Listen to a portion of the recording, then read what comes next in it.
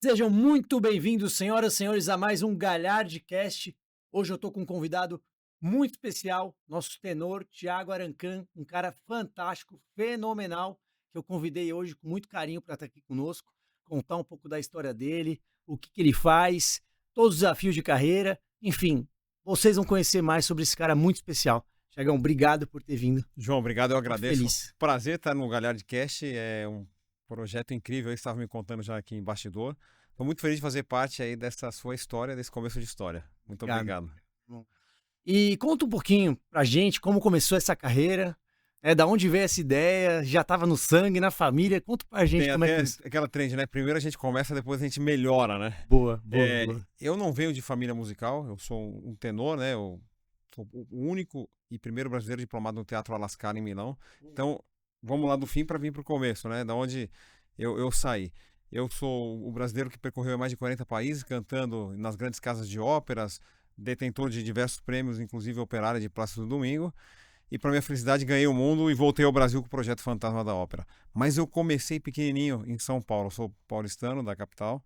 Nasci na Santa Cecília. Não tenho família de músicos, artistas. Nunca imaginei o que fosse o canto lírico. Mas a escola, eu estudava no Liceu Coração de Jesus. Hoje é uma escola da Prefeitura de São Paulo, que é na região da Cracolândia. E ali eu tive meu primeiro contato com a música. Eu fiz um pequeno teste cantando Parabéns para Você. Algumas classes faziam esses testes, dado a idade das crianças. Não todos eram coralistas, né? Faziam parte desse coral, mas um pequeno grupo de alunos numa instituição que tinha mais de 2.000 alunos na época, 20 alunos eram parte desse coral. Então eu tive a grata felicidade e o destino me deu esse presente de, através de um Parabéns para Você, um maestro que chamava Legal, João, legal. Maestro João do Liceu Coração de Jesus, dos Canarinhos do Liceu Coração de Jesus, me convidou para fazer parte desse coral. E ali, quando eu entrei, eu não sabia minimamente o que eram como eram as músicas, como era cantar, como era abrir voz, como era emitir som.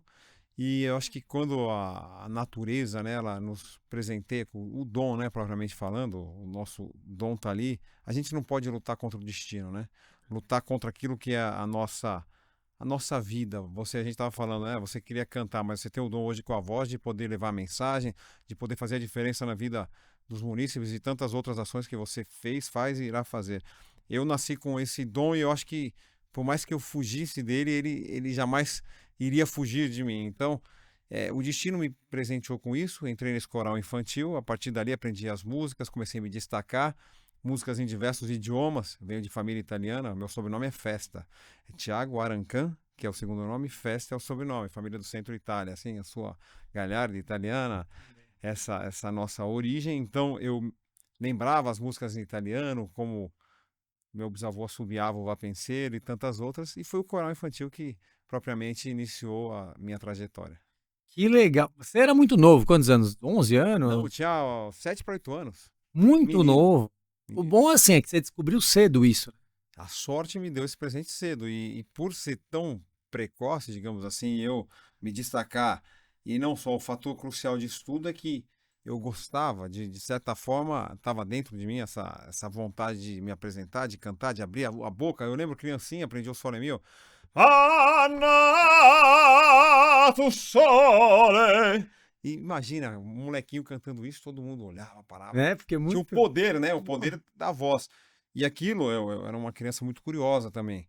Eu já com meus 8, 9 anos de idade, andava de ônibus sozinho pelo centro de São Paulo, ficava sozinho em casa, dada a condição de família, minha mãe tinha que me deixar muitas vezes sozinho para trabalhar, outra época, não?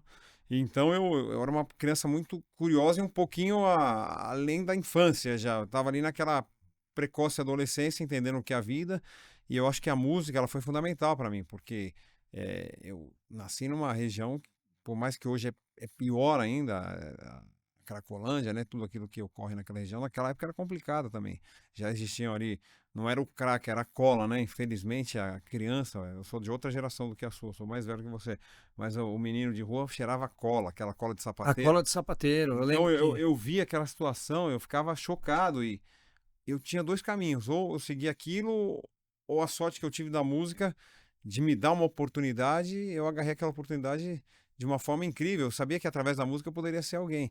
Então acho que essa possibilidade da música e o quanto é importante na escola, né? Embora eu era um selecionado em meio a tantos, hoje as iniciativas em grandes escolas e na maioria das escolas de dar uma instrução para o aluno ou um norte, né?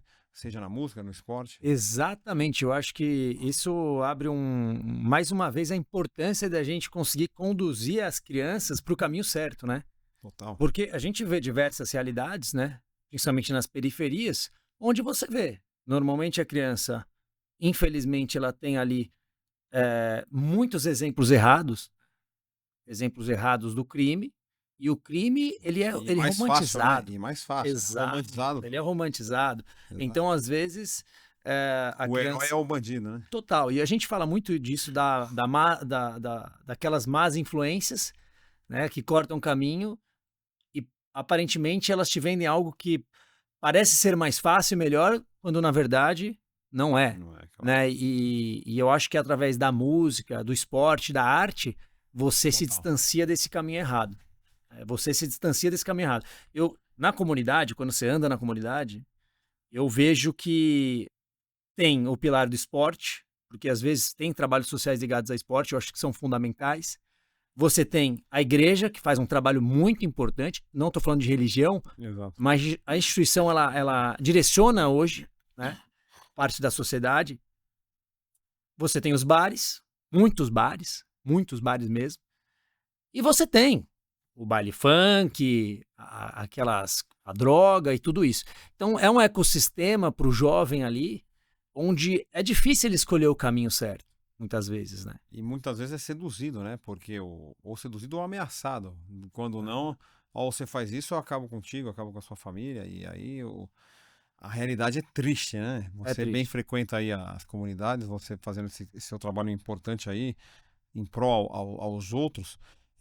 Mas temos aqui para lutar, né? A gente tem que levantar a bandeira de coisas boas e implementar coisas boas e dizer que o resultado vem. Porque quando não era ali que via aquela situação fácil, tranquila, eu jogava bola, muitas vezes eu jogava bola no Rua Guaianazes, ali no centro de São Paulo, com a molecada que morava num casarão ó, ocupado, eh, praticando crime, enfim, sabe, uma criança estava jogando bola, poderia muito bem ser seduzido por um outro caminho, mas a música teve uma importância, é importância hoje total, fato é que hoje a minha vida é garantida pela música, né, por tudo aquilo que ela me deu e continuará me dando, porque eu tive essa possibilidade. Sou feliz por ela, e se a gente puder fazer a diferença na vida dos outros também, das crianças influenciando de forma positiva, por que não? A música salva. Salva, e aproveitando isso, eu fico me perguntando quantos Tiagos será que a gente poderia ter, né, mas não tem, ou não foram descobertos ainda, Por não ter a possibilidade. porque não A tem a oportunidade. oportunidade, né? Exatamente.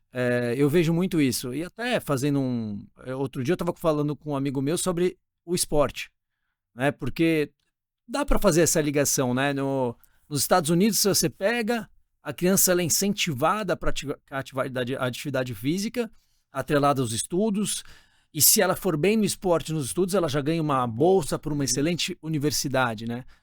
Por que não a gente fazer isso também aqui e também fazer com a música, né? Total.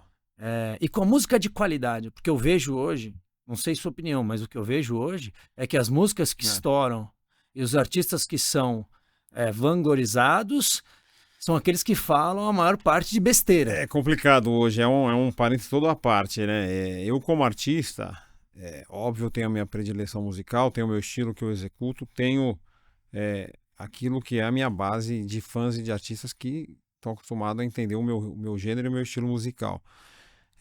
Eu não sou nada contra nenhum estilo e gênero. Boa. Porém, se a poesia ou a prosódia, né? Que prosódia é a letra que vem escrita sobre as notas musicais. Ela não é de caráter, de cunho sexual, apologia a crime, a drogas e outros. Qualquer estilo e gênero bem-vindo. Agora, quando evidencia esses aspectos, eu sou totalmente contrário e sou o primeiro de alguma forma, ou eliminar, ou evitar, ou até criticar. Meus filhos, eu tenho 3 filhos, um de 10, 5 e 2. É óbvio que às vezes você está passando por um lugar e você ouve de uma música de cunho sexual, aí você tem que logo, de alguma forma, ou mudar ou sair dali. Eu sou crítico nesse aspecto. Eu não tenho nada contra os gêneros e estilos, mas é óbvio que se vá a cultivar algo não positivo, eu sou totalmente contra. Eu concordo 100%, também não sou contra gêneros, né, em específico, assim. Inclusive, a gente fica criticando o funk em si, mas não é que o funk tem funks muito bacanas. Eu lembro muito, eu Eu adorava só funk quero é ser feliz, andar tranquilamente na favela. Pô, super legal. era uma mensagem que eles passavam, positivo, né? Se eu consigo ser feliz aqui, se eu consigo alcançar outros patamares, por que não vocês? Mas Claudinho Buchecha, né, também, foi muito legal. Não, até tem, inclusive atualmente também tem cantores de funk que tem letras que não falam, não fazem apologia à droga, sexo, crime, mas sim a uma vitória. Isso eu acho muito legal. Isso eu acho fantástico. Existem funks que contam muito sobre essa jornada do herói do menino da favela. Isso é muito legal. Eu acho isso fantástico. Porque às vezes é isso que aquela pessoa que nasce numa comunidade, né, ela precisa. É ter realmente um norte ali e alguém para servir de inspiração. um exemplo vivo, Um né? exemplo vivo. Os ídolos, né? Perdemos os ídolos, não temos ídolos aí. E o ídolo hoje, bem que você diz aí, é o traficante, ou quem lá que seja, o bandido é o ídolo daquela molecada. ídolo. Então a gente tem que construir essa base, forçar essa base, trabalhar nessas entranhas para que possamos fazer a diferença. Isso impactou diretamente na minha vida, então eu sei como é isso na minha vida, que eu não venho de família de condições especiais a nível financeiro. Minha mãe muito humilde, uma professora, assistente social, conseguiu com o esforço do trabalho educar um filho, que eu sou filho único por parte de mãe separada do meu pai quando ainda estava grávida. Então, eu sou a prova viva de quanto é importante mostrar pelo menos para o jovem, para a criança, o caminho. Se ela for um músico ou um atleta, não importa, mas que ela tenha esse acesso, para que ela saiba que aquilo que ela quiser ser, ela será, dado a condição que ela encontrar pela frente, mas que ela tenha o acesso. Isso é Muito bom. fundamental. Muito bom, sensacional. E aí, vamos lá. Você contou da onde você está hoje, né, grandes vitórias, e contou o início. Conta um pouquinho do meio, No meio. do meio Para pra o gente. caminho, né? O O caminho. caminho é fundamental e é mais importante o caminho, sobretudo, do que a chegada, né? E o caminho é contínuo. Por mais que hoje eu tenha a carreira consolidada como nome, como personalidade artística, é um caminho contínuo, uma construção contínua, um planejamento contínuo. Mas eu saí desse coral infantil e eu fiquei praticamente um ano sem frequentar nenhum outro coral. Embora hoje o colégio é da prefeitura, na época ele era um colégio particular, então a minha mãe um pouco conseguia me manter naquele colégio. Ela me tirou dessa escola por questões financeiras e eu fui estudar num colégio importantíssimo, que era o SESI aqui da Vila Leopoldina. Minha mãe era do Sistema S, trabalhou a vida inteira no Senai. Então eu vim estudar no SESI e eu me ausentei do coral. Embora a escola era altamente, é um CAT, né, Centro de Apoio ao Trabalhador, com um núcleo de esporte bem segmentado, o SESI era muito bom. O núcleo musical tinha só uma fanfarra da escola, que eu não fazia parte, mas eu cantava toda quinta-feira o hino nacional. E eu fiquei praticamente ausente de um coral por um ano e meio, quase 2 anos. E minha mãe via aquela inquietude na criança, né? E desesperada sempre perguntava para um amigo ou para o outro: eu preciso colocar meu filho num coral, ele gostava tanto, eu tirei ele da escola, como eu faço, como não faço? E uma colega de trabalho, ela cantava no coral de uma multinacional na Avenida Paulista, porque a sede do Senai era na Avenida Paulista, onde minha mãe trabalhava, e no Top Center do lado tinha sede da Goodyear do Brasil, que é a fabricante de pneus. Aí, se tiver um merchan aí, ó, Goodyear do Brasil, já aqui pro Galhardcast, já estamos falando aí. Ia Pneus. ia ser bom. Você Hein? que gosta de carro aí também, ó, o Carnão que gosta de carro. Queremos o patrocínio. Da Goodyear. A Goodyear do Brasil tinha um coral. Só que esse coral era um coral de terceira idade. Imagina, pessoas de 50, 60, 70 anos que cantavam nesse coral. Eu tinha 13 anos de idade. A amiga da minha mãe falou: olha, eu posso te apresentar a maestrina do coral e seu filho vai ver, você entende se ele quer ou não, de alguma forma eu te apresento. Minha mãe foi e me apresentou através dessa amiga. A maestrina ouviu minha voz, se encantou com a minha voz Que legal. e não só me convidou para frequentar o coral, como disse a minha mãe: é um coral amador. Venha participar também você, para você apoiar seu filho e fazer uma descontração. Que legal. Porque era um incentivo da empresa, né, com funcionários e não funcionários, de fomentar um coral onde levaria o nome da empresa em algumas apresentações e desse a oportunidade para a pessoa relaxar. Mas foi para mim um trampolim, né? Uma oportunidade. Eu entrei no coral com 13 anos de idade, em plena puberdade, mudança vocal, né, do sopranino, porque a criança tem a voz do registro feminino. Nós, né, mudamos o homem para a voz masculina. E nesse coral existiam os naipes, diferente do primeiro coral que eu cantava, que era primeira e segunda voz, porque era um coral só de crianças. Esse coral já era segmentado em 4 tipos vocais, que é para todo efeito, hoje, a característica das vozes, né? O grave, o meio grave, o agudo e o grave total. Tipo, é baixo, na classificação masculina, baixo, barítono e tenor, e na classificação feminina, contralto, mezzo, soprano e soprano. Então era dividido por naipes, chamam naipes vocais. Então eu fiz essa mudança vocal e ela me colocou logo no naipe dos tenores. Caramba! E eu lembro que tinha um senhor de 60 anos que era um italiano, Piero, chamava Piero, que cantava uma maravilha. Tinha um outro senhor que também era um tenor e eu ali, um menininho no meio desses tenores que... Torna sorrienta! Disparava com aquela voz esquilante italiana, né? E eu ouvia, ficava encantado, cara. E logo nos primeiros meses de coral eu comecei a me destacar de novo, porque eu era criança no meio daquela turma grande, eu era o mascote do coral e a vozinha despontando, despontando. A maestrina, com muita sensibilidade, começou a me destacar nos solos, né? Onde tinha o coral, eu ia lá e fazia a parte solo. E aí ela, uma pessoa que, no caso ela, tinha muitos contatos, realizava vários eventos, ela foi convidada a realizar um casamento, uma cerimônia de casamento. E me chamou para fazer o Que cantor legal, solista cara. com um cachê. Que Então, ali, 12 para 13 anos, a idade que eu estava nesse coral, eu ganhei meu primeiro cachê. Quando eu ganhei meu primeiro cachê, e o primeiro cachê, cara, era quase metade do salário da minha mãe daquele mês. Nossa. Quando eu olhei aquilo, eu falei, caramba, sério? Imagina um moleque ganhar um dinheiro que é metade do salário da mãe. Enfim, uma vida suada. É, Não que não seja fácil a nossa profissão, mas do nada eu caio naquilo, daquilo eu me destaco, daquilo eu ganho um cachê. Então abriu ali em mim uma mente, digamos, semi-empreendatorial, né? Porque eu estava descobrindo um negócio através de uma paixão que eu estava alimentando, que era mais uma brincadeira de criança. E eu, logo que eu recebi esse cachê, eu senti a necessidade de querer melhorar.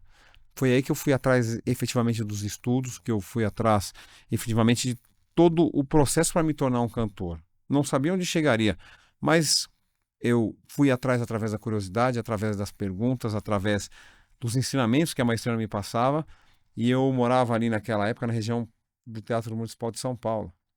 E minha avó, uma pessoa muito importante também na minha vida artística, ela passava frequentemente no Teatro Municipal e pedia a orientação de um professor para que pudesse ouvir o neto. Ela levou praticamente 8 meses para conseguir o contato de uma pessoa, porque ninguém dava bola. que isso, né? Que isso, que... Até que um determinado dia conseguiu esse contato, outros 6 meses para que o professor me ouvisse.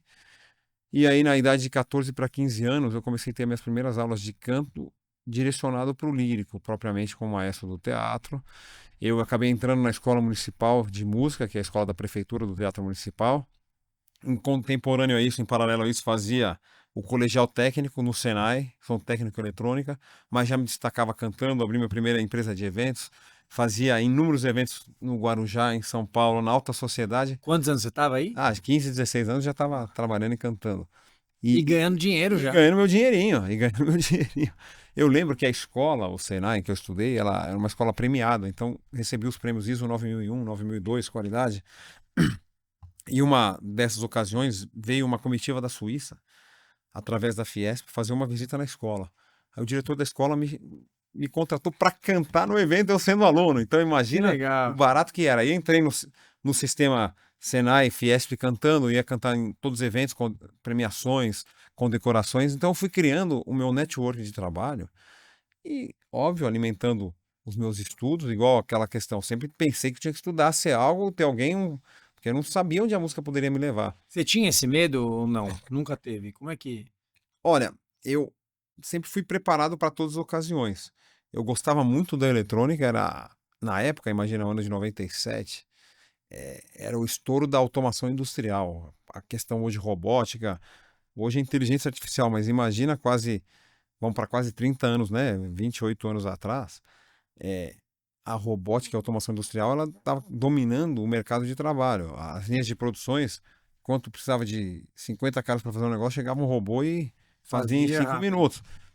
Então, era uma profissão do futuro para a época, tanto é que ainda é hoje. A mecânica, a mecatrônica, que era a escola, era Escola Senai Anchieta, eletrônica com ênfase em automação industrial. Então, tinha toda a planta mecatrônica na escola. Eram plantas multimilionárias, plantas de 6 milhões de dólares na época, que o Senai colocava na escola para ensinar aos alunos e também a mão de obra da indústria. Vinha pessoal das Profissionalizar N montadoras ali legal. realizar o curso no CLP, que é controlador lógico programável, fazer, na época, saía do torneiro mecânico, né, que o cara fazia o torno na mão, fazia no CNC, que era uma máquina que você, no AutoCAD, isso em 98, 97, 98, olha quanto tempo. Você ali, ó, programava, a máquina vinha e realizava o torno em cima do negócio. Então, cara, eu fiz de 97 a 2000 essa escola, mas eu tava na escola municipal, tava cantando, ganhando meu dinheiro, furando às vezes uma semana de aula para ir cantar no interior.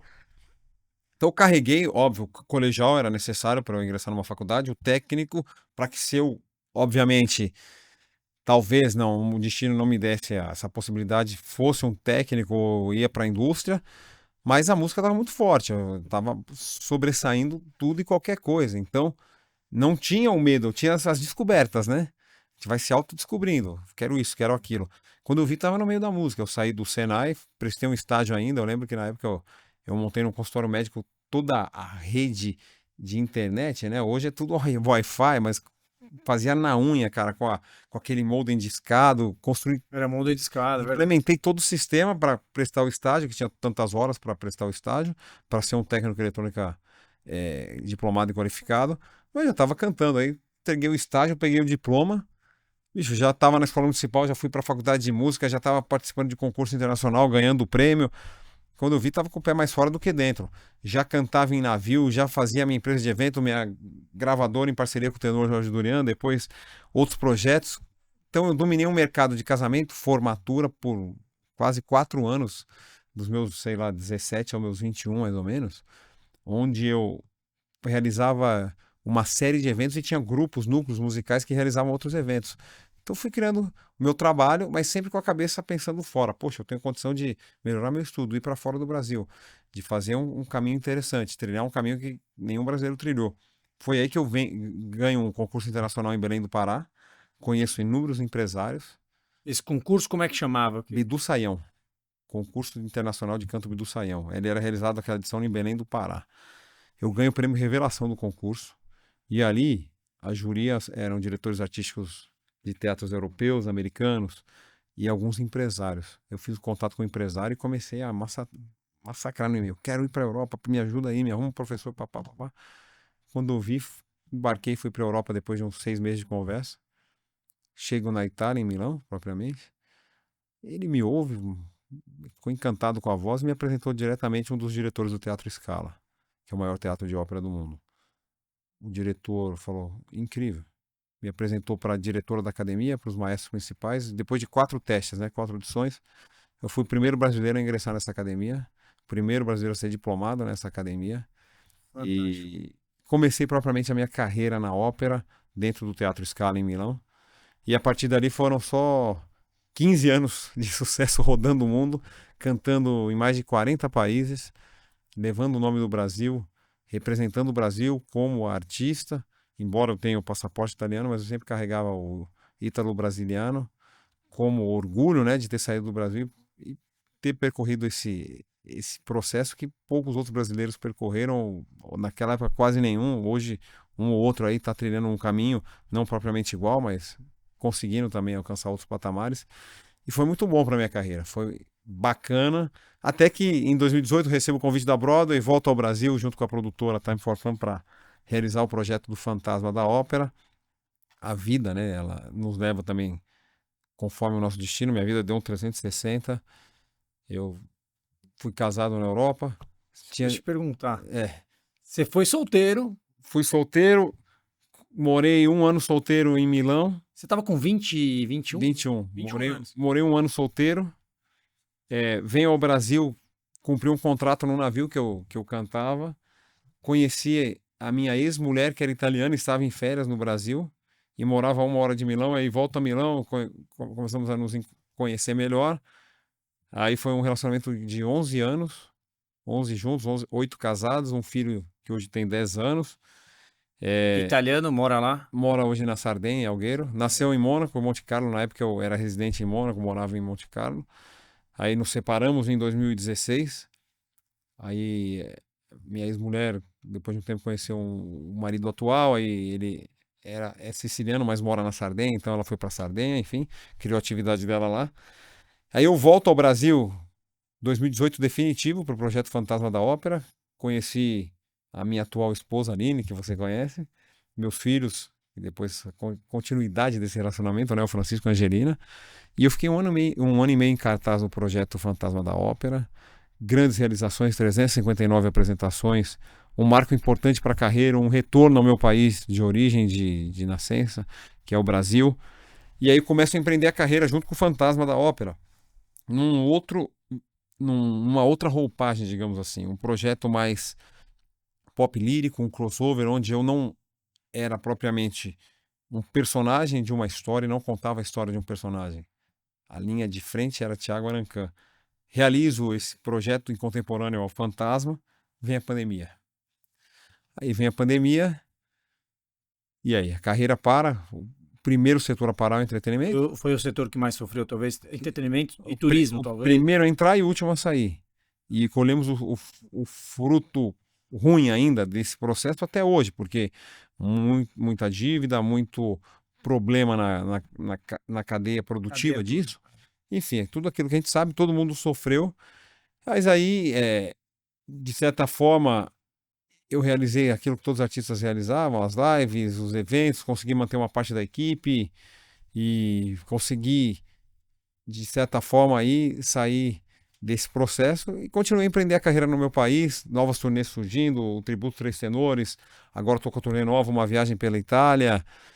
E assim, o bom que eu redescobri o meu país, reconquisto a cada dia um novo público, uma nova plateia. Tenho sim coisas lá fora, inclusive no próximo mês estarei voltando à Europa, porque tem que cumprir uma certa agenda lá. Recolocar um pouco também o nome e a marca Thiago Arancan fora do mundo, onde o mundo me deu a reverberação para voltar para cá.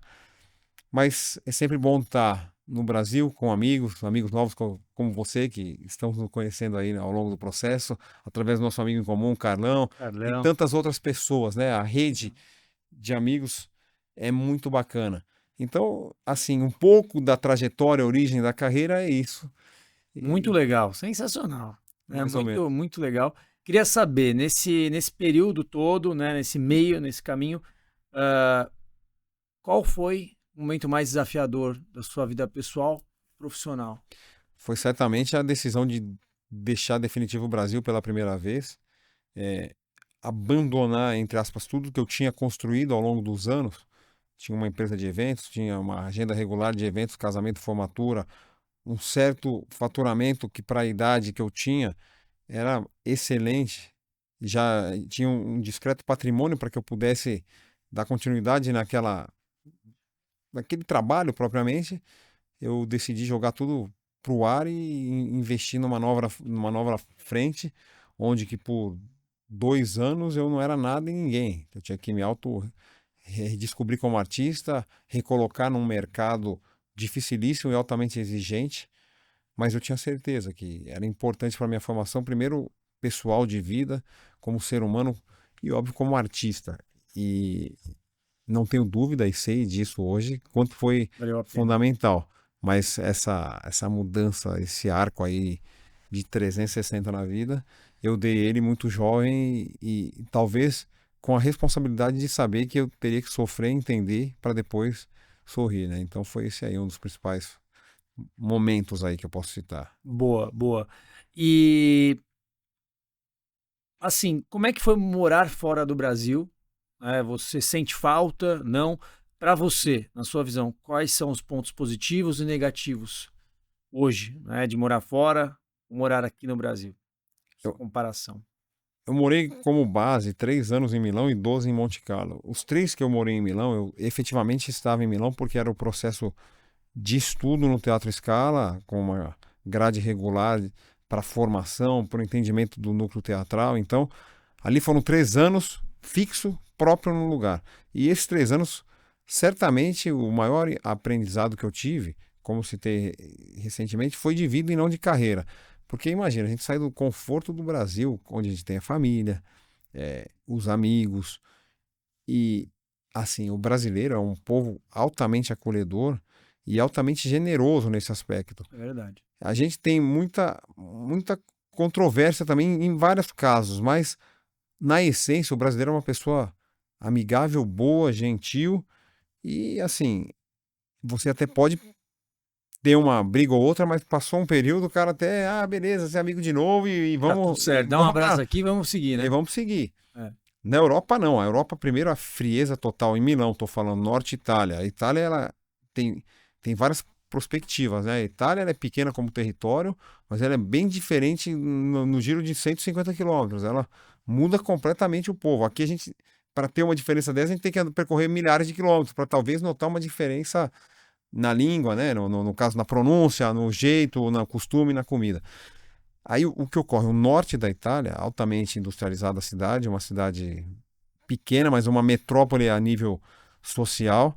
Eu tive, obviamente, a dificuldade de fazer amizades nesse começo e eu não me encaixava, cara, porque não existia rede social, não existia nada. Naquela época era bem comecinho de tudo. Eu lembro para ligar para o Brasil, eu tinha que pegar um cartão, discar para uma central, a central ia debitando da conta o meu valor e eu falava com a casa, engolia o choro e não falava para ninguém que eu tava vivendo e sofrendo num frio pesado, passando até uma pseudo dificuldade de me manter, porque o começo é difícil.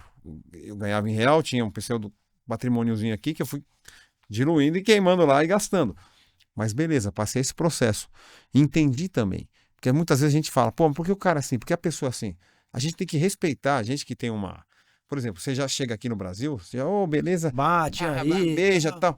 Lá não, cara. Muito quando dá a mão e sempre formal. Logo no primeiro momento, come sta, tutto bene, piacere, lei, come tudo senhor, tal.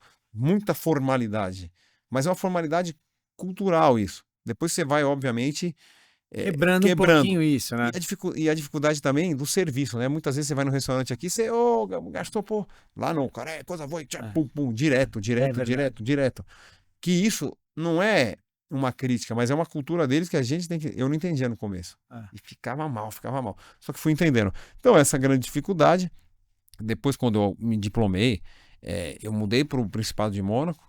Logo na transição da minha diplomação do Scala, eu precisava ter uma sede bacana para trabalhar com menos complicação jurídica e de carreira, porque a carreira do artista, da ópera, cada dia ele tem um país novo, um contrato novo, uma lei nova e uma lei de reciprocidade ou não, de imposto, de bilateralidade, etc. Então era complicado porque se eu ficasse na Itália, eu teria que ter um advogado e 2 contadores sempre cuidando de alguma coisa porque eu cantei no país tal e a lei não bate com aquela.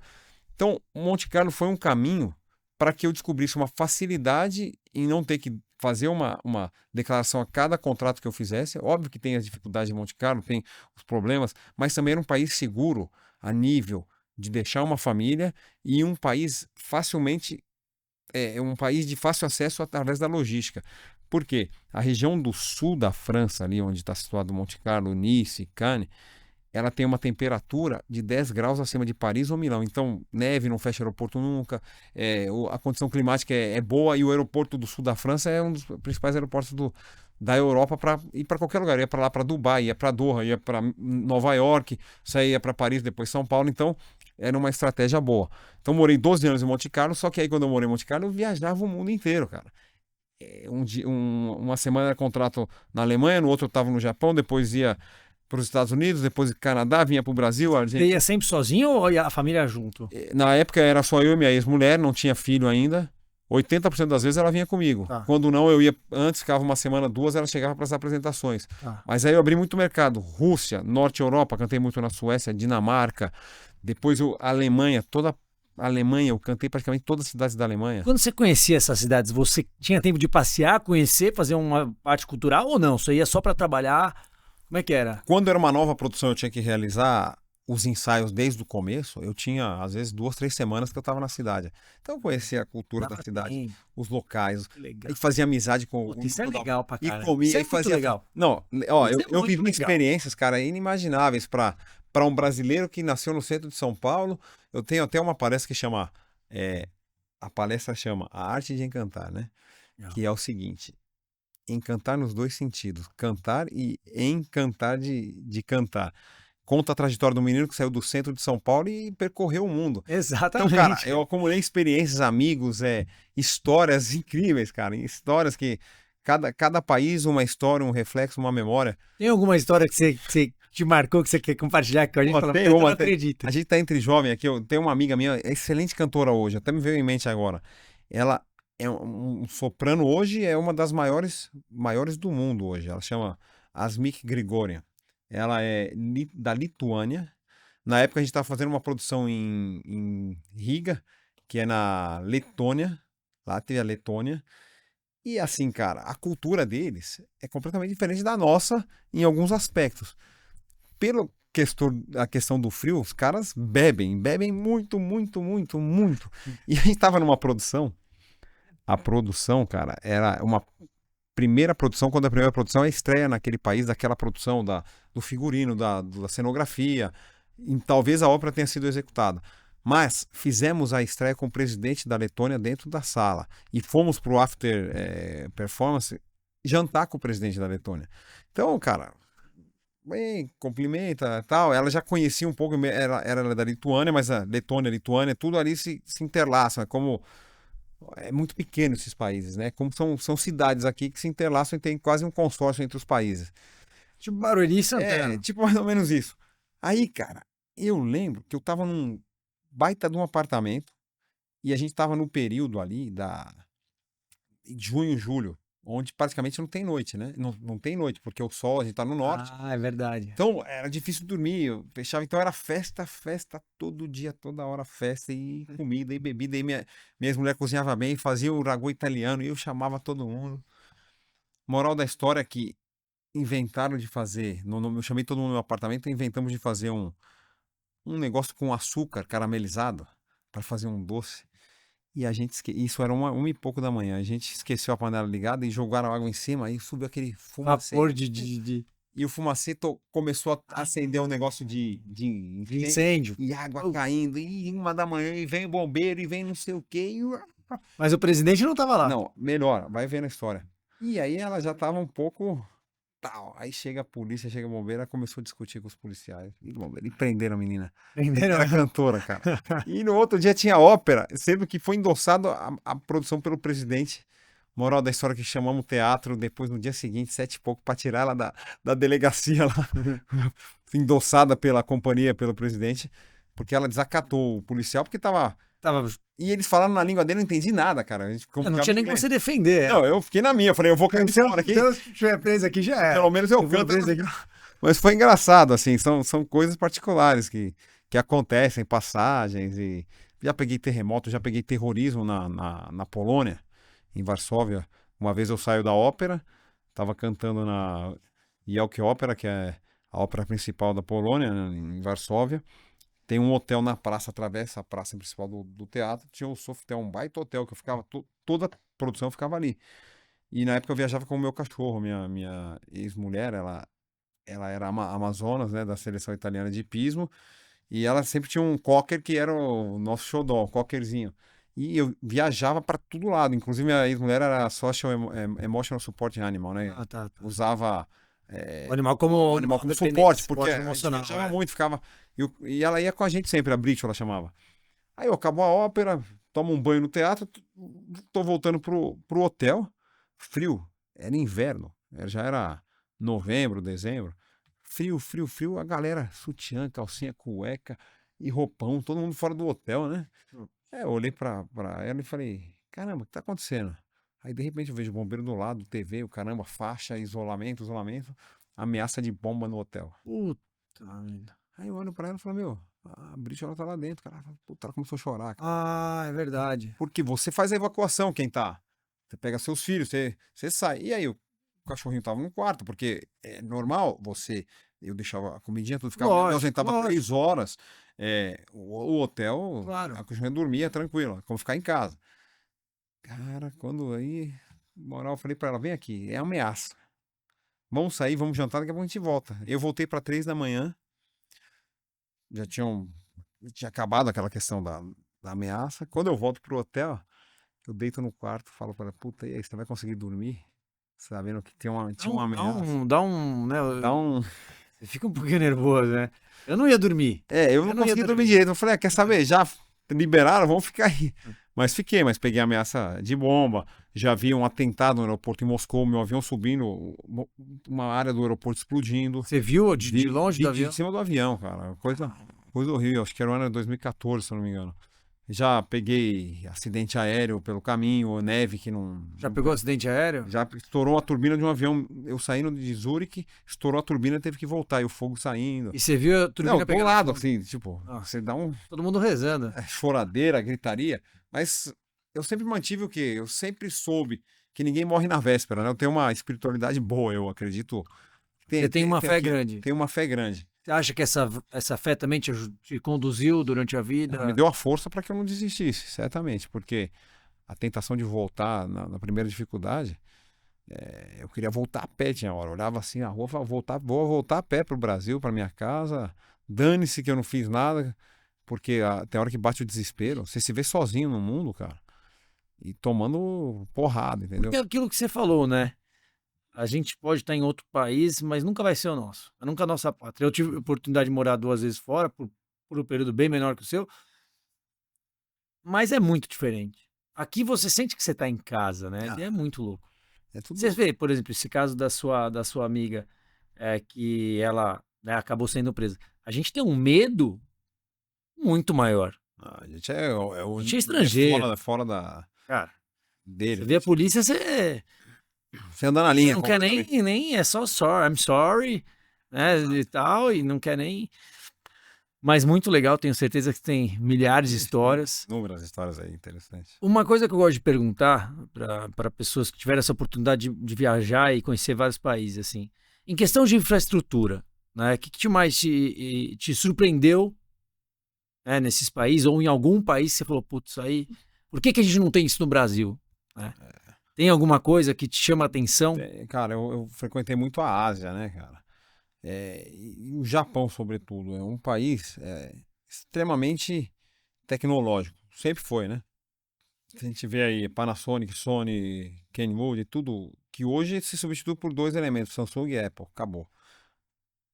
Se chegar para um moleque que é Panasonic, não vão nem entender o que é. É verdade. Mas ele sempre foi altamente tecnológico. E em relação à infraestrutura, mais ainda. Porque você pensa que é um país altamente sísmico, com um território pequeno, mas com uma quantidade enorme de pessoas. E precisa ter infraestrutura para locomoção. Eu lembro, cara, eu peguei um voo que saiu, que chegou em Osaka e eu fui para Kobe. São 200 quilômetros. Eu fiz 200 quilômetros num elevado, com o carro, com o táxi. 200 quilômetros sobre elevado. E o cara queria sair para uma cidade, descia. Saía para outra, descia. Saía para outra, descia.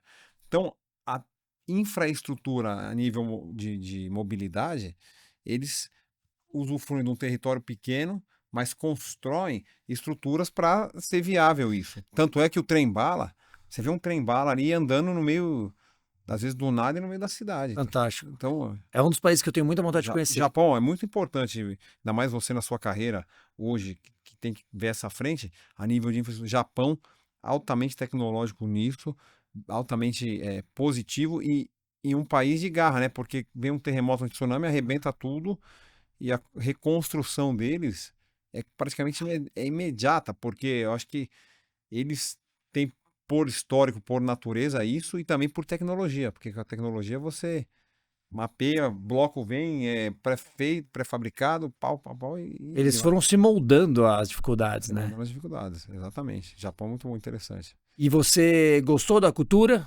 A cultura, você acha que a cultura está atrelada a isso também? Como é que é? Ó, assim, a experiência foi incrível, porque você lá no Japão, eu fui com status de star já, né? E aí tem dois momentos da minha carreira. Quando eu estudei, eu cheguei com status de estudante. Aí quando eu ia para esses países, eu já ia como special guest. Eu já era star. Então, era tratamento VIP, era Tapete vermelho, né? encontro com embaixador, presidente, imprensa. Então, óbvio que o tratamento, ele é como você chegar hoje num evento seu e todo mundo te recepcionar. Mas, assim, a nível cultural, óbvio que a gente vê as diferenças, muito mais na questão da fotografia. Você já vai abraçando a pessoa, a mulher, sobretudo lá não, as mulheres, Tem um respeito. a Eles questão estão de muito cumprimentar, respeitosos. Eu acho bonito. Eu acho esse cultural, né? respeito. Eu acho esse respeito muito bonito. Apesar de que o último viagem que eu fiz, né, tinham muitos japoneses. Na verdade, tinham vários orientais. Mas o japonês em si, eu senti um carinho muito grande pelos brasileiros. Ayrton Senna, né? Não tem como. Ayrton Senna deixou um Deixou carinho um muito legado grande. extraordinário com o Japão. O Carlão aí gosta de automobilismo, sabe disso aí. Exatamente, O exatamente. carinho. Assim, mas é engraçado também. Eu fui fazer ópera, né? A receptividade para ópera, como eles consomem desde o heavy metal, que tem a base do canto, né? Vindo das grandes óperas, a ópera em si como um todo, público, público, público. Então eles são vidrados por arte. Eles consomem arte e consomem hoje também muita moda, né? A moda em si como um todo. Eu fiz uma viagem ao Havaí, então eu fui em Pearl Harbor lá, que é a região que teve o problema na guerra entre eles. Sim. E aí você vai no shopping, você só vê japonês num lugar que teoria dele ser marcado pela tragédia entre os países, mas aí você vê eles comprando grife europeia, todas as grifes, marcas, grifes, cheio de sacola, bolsa, no continente americano, numa cidade que representa a bomba atômica para eles, então, porque depois que eles bombardearam Pearl Harbor, veio a bomba. Então, cara, você vê aí o paradoxo disso tudo. E o japonês está ali, consumindo, gostando, criando. É uma cultura bem inteligente, bem interessante. A nível também político. Porque o cara que ele é preso por corrupção, ele... Total. Não, e já teve histórico de, inclusive, presidentes que se suicidaram de vergonha por Criança serem pegos em corrupção e etc. Então você vê que é intrínseco aquela coisa do japonês de fazer tudo correto. Tem Né? até Eu acho bonito interessante, isso. Muito bonito. falando de Japão, aquela série do Gon, né? Que era o brasileiro libanês, que era o presidente da Renault Citroën, que foi depois lá da... Eu não vi essa série. Assistem essa série. Ele era o presidente da Renault, depois foi da Nissan. Tá. Cara, ele foi preso no Japão. Mas ela é documentário? É documentário. Legal. E ele fugiu do Japão e foi pro Líbano. Vocês têm que assistir. Porra, como é que chama? O Gon. Gon, da história da Nissan. Vou te passar depois, mas o Gon é o nome dele, né? O nome do brasileiro libanês. Legal. Cara, tem que assistir, interessante. Mostra muito a cultura do Japão, até da questão do julgamento, das instâncias, da questão processual, da fraude, de tudo isso que o Japão tem como cultura, né? É bem interessante. Legal, Tiagão, muito bom. E me fala uma coisa, você teve alguma referência ou tem alguma referência hoje? A minha referência é viva e, por felicidade, eu conheci essa referência, que é um dos três tenores. Palácio do Domingo. Cara, eu comecei a cantar ópera não, né? As músicas, canções com 9, 10, 11 anos. E os três tenores em plena ascensão aí, Copa do Mundo, os eventos. Imagina para um cara que via aquilo distante, infinito, poder ser apadrinhado por Plácido Domingo, ter vencido o concurso Operária, que é o maior concurso de canto lírico do mundo, que é apadrinhado pelo Plácido Domingo, ter realizado inúmeras produções com ele, seja ele regendo, que além de cantar ele é um maestro, seja ele cantando do meu lado, seja ele sendo diretor da ópera, que ele era o general manager da Los Angeles Operas e da Washington DC Opera, aos quais eu cantei através do legado dele. Enfim, é o meu maior ídolo. É um cara hoje de 84 anos que está na labuta aí, trabalhando, cantando, empreendendo, realizando sonhos de jovens e deixando a arte viva. Então é o maior exemplo. Fantástico, fantástico.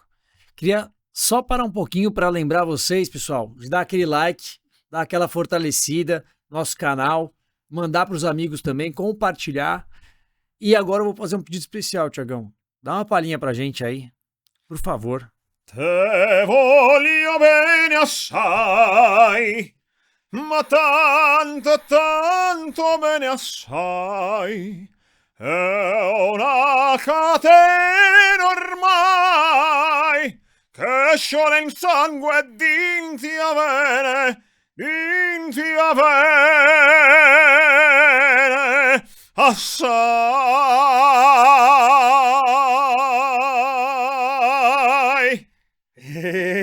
Deixa o like. Galhardcast. Era demais. Meu, sensacional. Tiagão, queria que você falasse assim, se você tem algum projeto que você gostaria de fazer ainda na sua vida social, ou você já faz, né? Conta um pouco pra gente. Tem alguma coisa em mente? A carreira ela é muito propícia para inúmeros projetos, né? A filantropia, né? Ou a beneficência que a gente fala, ela faz parte da cultura da ópera como um todo. Eu, ao longo da minha carreira nos Estados Unidos, realizava inúmeros eventos filantrópicos em prol de instituições, em prol de pessoas, em prol de projetos a favor disso. Eu, por felicidade, conheci isso na essência. Eu, em 2015, fui convidado pelo maestro Gustavo Dudamel, que é o maestro da Walt Disney Symphony Hall e da Los Angeles Philharmonic, hoje de Paris também, que é o maior exemplo do projeto social atrelado à música e à personalidade. Na Venezuela, existe o maior sistema socioeducacional musical, que se chama El Sistema. Ele subsidia, é isso que fala, né? Subsidia 400 mil pessoas o projeto. A Venezuela é tudo aquilo que a gente conhece mais um pouco. Eu morei um mês na Venezuela, numa realidade atípica do que é aquilo, porque eu morava no hotel onde vinham os chefes de estados, onde vinham presidentes e tudo mais, mas eu frequentei o projeto El Sistema, onde, através da música, ele faz a diferença na vida dessas pessoas. E ele é subsidiado por companhias europeias que financiam com dinheiro, com instrumento, com turnês, tudo do bom e do melhor. Tanto é que o maior maestro do mundo hoje, Gustavo Dudamel, que regeu com a Sinfônica de Los Angeles, o novo Star Wars, a trilha de John Williams e todas as outras, eu fiz com ele um projeto lá dentro, onde eu era o único sul-americano, mas de carreira internacional, vindo da Europa, na época eu morava na Europa, com uma comitiva americana, implementar uma ópera ali dentro. Então eu vi na essência. Então, um pouco que eu fiquei um mês, eu comecei a entender o quanto era importante isso e trazer para o meu núcleo, dado a minha condição, capilaridade e realização. Então eu sempre trabalhei em pró-filantropia. Quando eu vim ao Brasil, eu me dediquei mais a fundo nisso. Os primeiros projetos que eu fiz ainda no Fantasma da Ópera tinham sessões populares, onde a contrapartida social era convidar o núcleo não da sociedade, mas o núcleo das comunidades, a frequentar o espetáculo, entender, conhecer. Isso dando o acesso. Os meus projetos que foram financiados através de lei de incentivo, eu tinha contrapartidas sociais. Só que eu usei da melhor forma que eu podia ainda. Além de convidar a plateia a assistir, eu envolvi músicos de comunidades para que tocassem comigo e vivenciassem o projeto e ganhassem o cachê. Que legal. E muito antes disso, com o João Carlos Martins, eu fiz um projeto que a princípio era ópera na favela, depois virou ópera na comunidade, onde íamos em comunidades e realizávamos concertos para dar o acesso. Fantástico. Aí, ao longo, óbvio, da construção da carreira aqui, eu virei padrinho e apoiei inúmeros projetos e continuo apoiando. O Barco Solidário do Papa Francisco, que percorre as regiões ribeirinhas do Rio Amazonas, que é um barco hospital onde a gente faz um projeto para arrecadar fundos. O Hospital Sara Kubitschek em Brasília, que eu tenho um propósito e todo ano eu faço apresentações para os pacientes que estão em tratamento, em fase difícil, para a linha de frente também que está ali. Eu tenho hoje, em parceria com o Instituto Cultural Arte pela Vida, um projeto onde eu, de certa forma, em determinados momentos, realizo apresentações para dar presente, para levar roupa, para fazer uma festa para eles. Tem um projeto socioeducacional musical que chama Arte de Encantar, que vai de encontro com a minha história, que é, através da música, mostrar o acesso, a possibilidade para que a criança possa ser ou não ser um músico, mas ter o acesso a isso. Então são essas frentes que eu venho abrindo e estou aberto a novos projetos. Recebo convites de várias ONGs, instituições, para fazer um show em pró isso. Fiz com o Hospital de Brasília recentemente um projeto, Hospital Martagão Gesteira, que é um hospital que cuida de crianças com câncer. Eu visitei em loco o projeto, dei um show e graças a esse show conseguimos mobilizar a alta sociedade de Salvador e arrecadamos mais de R$1 milhão para construir uma área nova para esse hospital do câncer. Então são inúmeros projetos que ao longo da vida eu vou trabalhando à toa. Eu tenho esse propósito de poder dar um pouco, né? Porque a gente recebe tanto do universo, por que não? Retribuir, né? Exato. Retribuir. Não, parabéns por toda E tô essa aberto a novos trajetória. projetos aí. Eu vou te Sempre chamar. tô, Com certeza. Eu tô vou te dentro. chamar, irmão. Obrigado. Parabéns pelo ser humano que você é, de verdade. Verdadeiramente Você falando. também. Obrigado. Porque eu acho que a gente tem que retribuir mesmo, né? Um dos meus propósitos de ter entrado para a política, muitas pessoas me perguntam, mas por que que você entrou? Você não precisa, você já tinha tudo caminhado, né? Mas não é sobre isso. Eu vejo que eu tive muitas oportunidades. Eu poderia, sim, não ter entrado, continuado numa zona de conforto, mesmo que não fosse uma real zona de conforto, mas é muito mais zona de conforto do que entrar na política. A gente sabe que a gente está exposto a tomar E abdica porrada, de tudo a política. abdica de tudo, você abre mão da sua vida social, etc. Mas existe um propósito muito grande, né, de retribuir o que eu tive a oportunidade de ter e querer também dar a oportunidade que eu tive para as pessoas que não têm essa oportunidade e gerar equidade. Bravo. Então eu acho que muito legal, é muito legal, a gente está muito alinhado.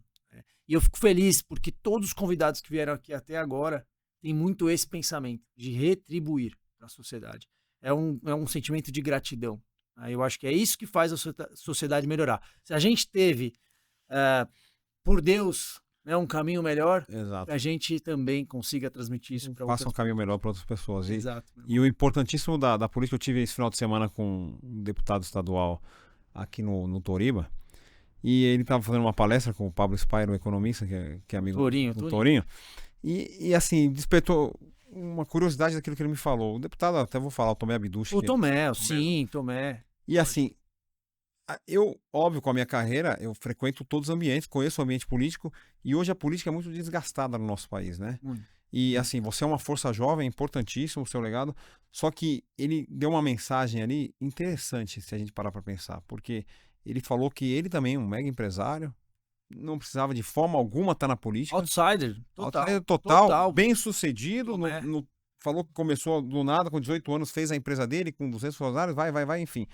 Mas um dia ele se perguntou, né, qual a real posição dele na sociedade e o porquê da política. Porque ele olhou e falou, se a gente vê uma rua quebrada, o buraco, o problema é da política. Se vê um hospital com problema, é a política. Se vê isso com a política... E por que não? Terceiriza. Ir para a política para fazer isso e fazer a diferença. E foi aí que ele fez. E através de experiências também próprias, onde ele viveu uma situação de ver as crianças na rua, enfim, aquilo que nos toca e nos move, né? Mas hoje, o importante é a sua figura, uma figura jovem na política, com sangue novo e com uma visão positiva e vindo também de uma zona de conforto para fazer e trilhar um caminho melhor para as pessoas que não têm aquela condição. Exato. Se não fosse você e tantos outros jovens para dar continuidade nisso, não teria como ter solução o país, porque tudo é da política. Qualquer problema é só a política que resolve. É verdade. Não adianta eu querer ali ir na rua agora e tampar o buraco. Primeiro que eu não posso. Primeiro que também vou falar, por que eu vou tampar? Não é assunto meu? Então tudo vem da política e a sua contribuição é primordial. Continuar firme e forte aí. Obrigado, irmão. Obrigado. O futuro está nas suas mãos e pertence a Deus, né? Obrigado. Deus abençoe você. Obrigado mesmo. E queria que você deixasse uma mensagem final para a sociedade, para as próximas gerações. Para as próximas gerações. Certamente, eu sou a prova viva que a música salva. Mas eu não falo só de música, eu falo de vontade própria. Eu tive vontade desde criança de ser alguém na vida, de buscar o melhor para mim mesmo e ser melhor no meu mundo. E não importa que a gente esteja melhor ou pior, o que importa é que a gente esteja feliz conosco. Então, a cada processo que eu vivenciei, a cada passagem que foi difícil ou fácil, eu sempre estava feliz com o momento e agradecendo pelo momento. Por mais fácil que pareça, muitas vezes é mais difícil do que a gente pensa que é. Só que o importante é o quê? É a continuidade, é a garra, a determinação. É a vontade de querer fazer a diferença para nós, para depois fazer a diferença para os outros, na vida dos outros. Então, ser feliz conosco mesmo e buscar aí sempre fazer o bem, né? Porque fazendo o bem, cara, a gente sempre ganha. Nunca a gente perde. Nunca. Porque eu tenho uma máxima. Quando eu canto com o coração, eu sempre ganho, eu nunca perco. Então, fazer o bem a gente nunca perde. Tá aí o recado. Muito bem dado o recado. Boa. Senhoras e senhores, muito obrigado por terem assistido mais esse episódio do Galardcast. Compartilha aí, porque o conteúdo, vocês viram, é sensacional, né? Tem uma qualidade diferenciada.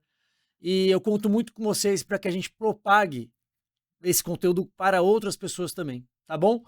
Vamos para cima. João Galhardi aqui, um grande abraço a todos. Thiago, muito obrigado, meu irmão, por ter participado. Adorei, foi sensacional. Obrigado pelo trabalho. Oh bella ciao, bella ciao, bella ciao, ciao, ciao, Gagliardi che sì, Gagliardi che sì, Gagliardi che sì.